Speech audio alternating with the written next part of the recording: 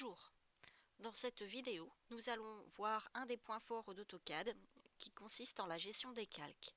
Un calque est une petite couche dans laquelle je vais avoir un dessin avec une couleur et un style de ligne bien spécifié. Pour cela, je vais partir du plan qui a déjà été réalisé à la main.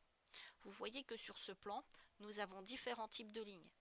Nous avons des lignes continues, des traits d'axe, des lignes cachées, des traits épais. Et puis nous avons aussi différents types d'informations. Nous avons cartouches avec du texte et nous avons des cotations ainsi que des hachures. Pour cela, nous allons devoir créer des calques. Je repars du dessin que j'ai précédemment réalisé. Tout est dessiné dans le calque 0. Dans l'onglet début, vous voyez que l'on a ici une zone qui s'appelle calque. Quand on clique sur le menu déroulant, on voit que l'on n'a qu'un seul et unique calque. Je vais cliquer ici sur Propriétés du calque. En cliquant sur Propriétés du calque, je vais pouvoir rajouter des calques. Pour ça, vous cliquez sur ici Nouveau calque. Je vais avoir un calque qui sera des traits continus, fin. Le type de ligne est un type continu. L'épaisseur, je vais la laisser par défaut et je vais mettre ici un gris. Je vais avoir des traits continus épais. Cette fois-ci, je les mets en blanc. Mon type de ligne est toujours le type continu, mais par contre, je vais spécifier l'épaisseur en lui mettant une épaisseur, par exemple, de 0,6. Je peux aussi ici spécifier une épaisseur en mettant, par exemple, ici une épaisseur de 0,3. On a dit que l'on avait des traits cachés. Ces traits cachés, ce sont des traits fins. Par contre, ils sont cachés.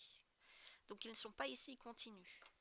Je vais aller dans Choix du type de ligne en cliquant sur Continu, Charger. Je clique par exemple ici sur ACAD ISO et je vais chercher Cache en tapant sur C. Vous voyez ici, j'ai caché. Je fais OK. Je double-clique sur Cacher et je fais OK. Et là, vous voyez, j'ai un trait caché. On va peut-être changer. On va mettre ici 0,3 parce que ça risque d'être un peu épais. Et ici 0,15. Je vais aussi avoir des traits d'axe. Mes traits d'axe, je vais changer la couleur.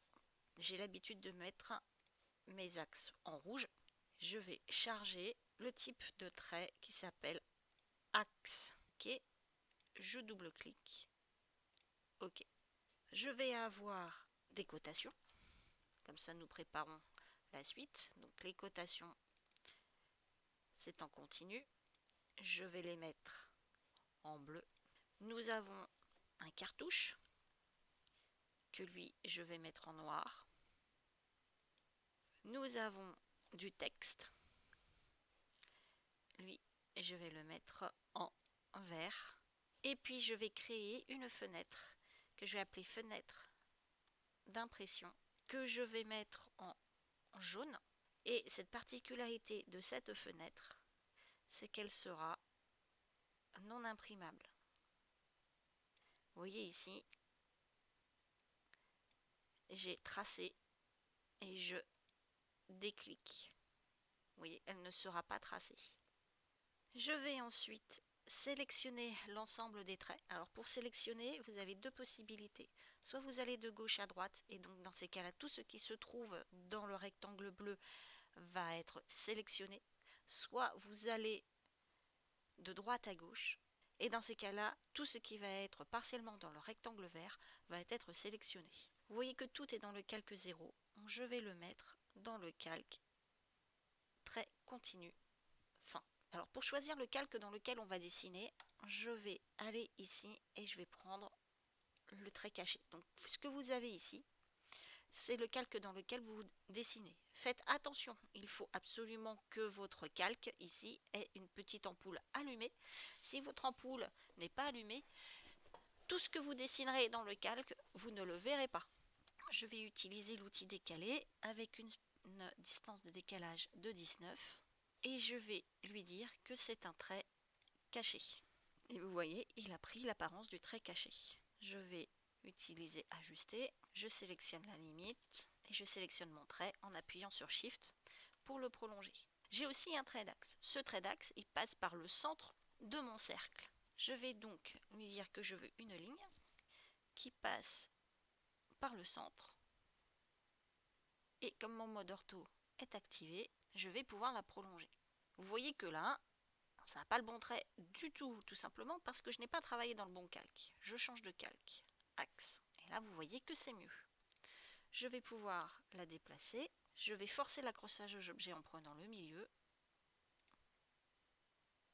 et en le déplaçant au centre. Je vais faire la même chose, mais cette fois-ci correctement en me mettant dans le bon calque pour le trait vertical.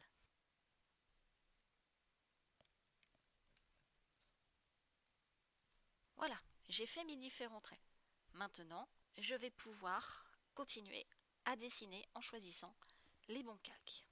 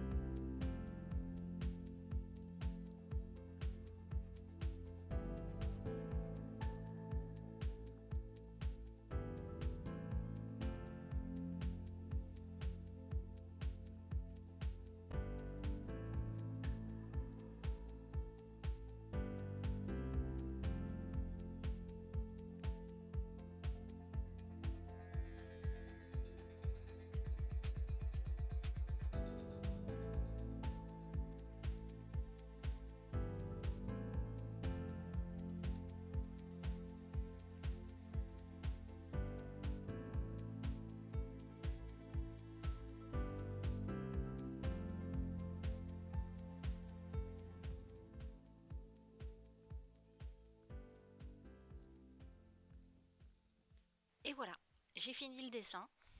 Zoomons sur la coupe. Il y a une erreur. D'abord, mes hachures ne sont pas dans le bon calque. Je les change de calque, vous voyez qu'elles changent de couleur. Ensuite, regardons un peu les propriétés des calques grâce à cette coupe. Si je désactive le calque, vous voyez que tout ce qui se trouve dans ce calque ne peut pas être visible. Cet outil ici est très pratique quand on veut isoler certains calques pour en voir que d'autres. Si je verrouille le calque, vous voyez que, regardez, je peux sélectionner, mais je ne peux absolument rien faire sur le calque. Le fait de verrouiller le calque, ici, va m'empêcher toute modification de ce calque. Vous voyez qu'on ne voit pas de trop grande différence entre mes lignes fines et mes lignes épaisses, à part le petit changement de couleur. Si je regarde de là dans la présentation, par exemple, on voit mieux cette différence. Mais vous voyez que je n'ai pas ce qu'il me faut là au niveau des lignes. On verra ça un petit peu plus tard lors de la mise en place de la présentation.